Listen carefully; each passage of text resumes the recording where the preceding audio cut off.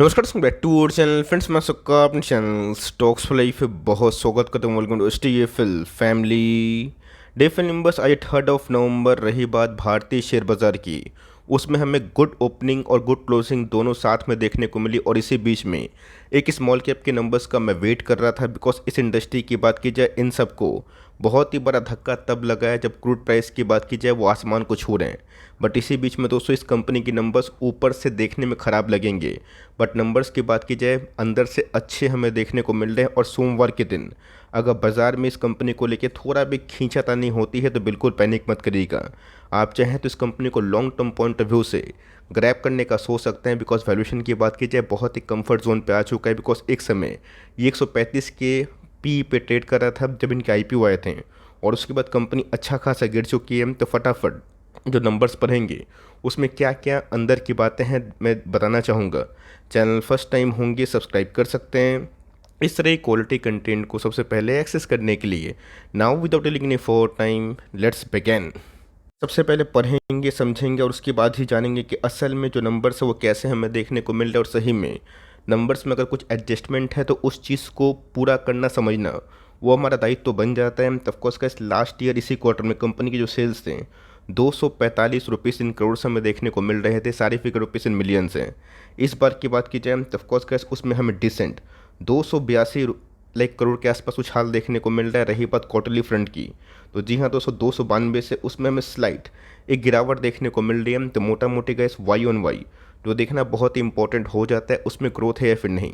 उसमें gas company growth अच्छा ही करी है। रही बात कंपनी के खर्चे भी होते हैं, एक्सपेंसेस भी होते हैं। तो ऑफकोर्स गैस लास्ट ईयर से सेल्स बढ़ा है तो कंपनी के खर्चे बढ़ते हुए देखने को मिल रहे हैं। जो गैस 217 से 248 रुपीज़ इन करोड़ हमें देखने को मिल रहे हैं। लास्ट क्वार्टर की बात की जाए 249 से एकदम फ्लैट देखने को मिल रहे हैं। तो यहाँ पे गैस एक चीज़ है जो देखना बहुत इंपॉर्टेंट हो जाता है, वो है गैस डेफर्ड टैक्स।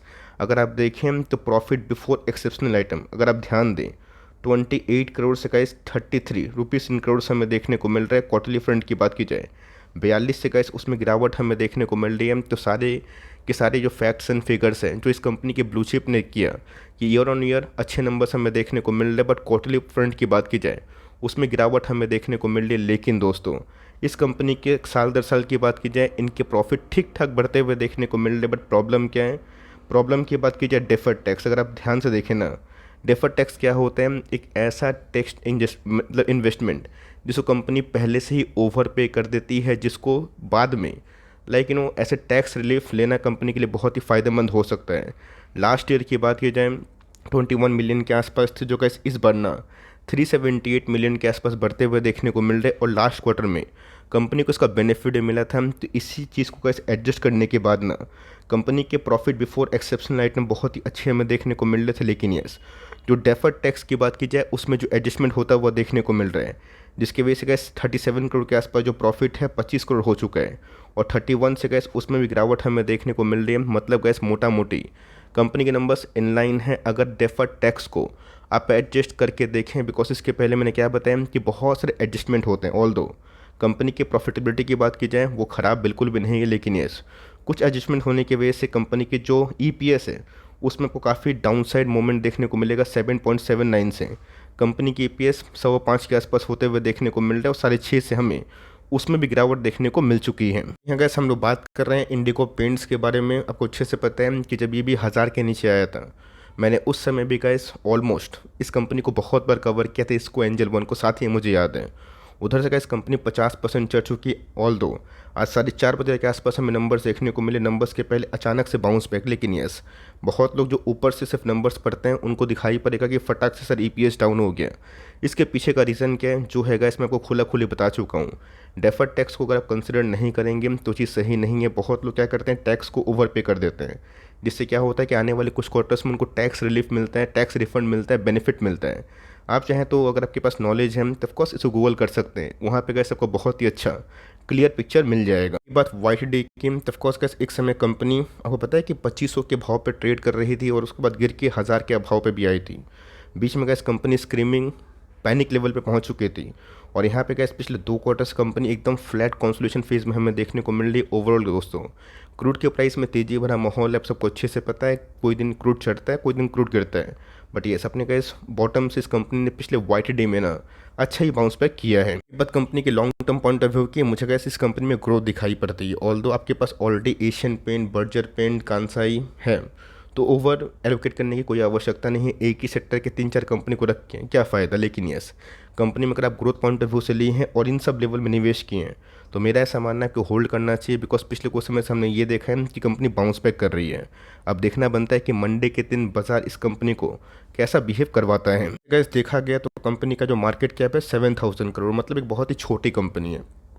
1 बिलियन भी का इस कंपनी का मार्केट कैप नहीं है। एक साल हाई 1700 दिखाई पड़ रहे हैं। एक साल लो मैंने बताया कि 1000 से कंपनी बाउंस बैक करी थी। लाइफ टाइम है तो गैस कंपनी का 2300-2500 है।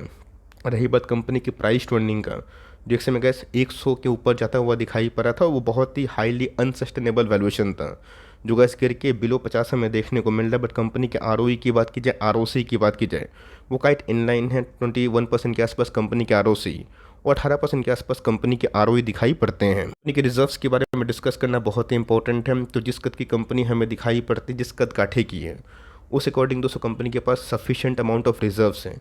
बोरिंग की बात की जाए तो कंपनी डेट फ्री ऑलमोस्ट हमें दिखाई पड़ती है और आईपीओ के बाद इस कंपनी में एक तरफा गिरावट हमें देखने को मिली। बट यस इस बीच में का जो वैल्यूएशन कंफर्ट है ना, वो भी हमें पिछले कुछ समय से दिखाई पड़ चुका है। क्वार्टर में क्या चेंजेस हमें देखने को मिल रहे हैं, तो ऑफकोर्स स्लाइट जो प्रोमोटर होल्डिंग है थोड़ी कम हुई है। एफआईज और डीएस की बात की जाए, उन सब की तरफ से थोड़ी बहुत जो स्टेक है कम होते हुए देखने को मिल रही है। ऑल्दो पब्लिक होल्डिंग की बात की जाए वो थोड़ी बढ़ी है। बट दोस्तों बहुत लोग मुझसे पूछेंगे कि सर पब्लिक होल्डिंग इतनी ज़्यादा क्यों है। मैं आपको बताना चाहूँगा कि बहुत लोग पोस्ट आईपीओ से ही इस कंपनी को निवेश करके बैठे हुए हैं। बहुत लोग आईपीओ मिला था जिसका काम ही है कि लॉन्ग टर्म में अच्छी कंपनी को होल्ड करना है। तो आईपीओ तो गैस बहुत सारे आए, नाइका आया, जोमेटो आया, पेटीएम आया, बहुत सारी कंपनीज आए। बहुत सारी कंपनीज में क्या घटनाक्रम हुआ आप सबको अच्छे से पता, और ये कंपनी बची नहीं है।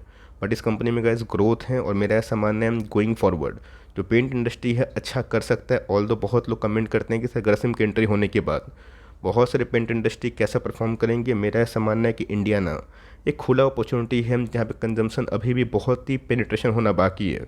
उसमें एक आध कंपनी ऐसा नहीं कि रूल करेगी। समय समय पे गैस बहुत सारे न्यू बैंक्स भी आएंगे, बहुत सारे न्यू एनबीएफसी भी आएंगे, और जो कंपनी की मोनोपोली है ना वो तोड़ के ड्रुओपोली, ट्रायोपोली ये सब भी दिखाई पड़ सकती है। तो लॉन्ग टर्म में गैस मुझे लगता है कंपनी इंडिया के डेमोग्राफी में काफ़ी पॉइज्ड है जिसमें ग्रोथ हो सकता है।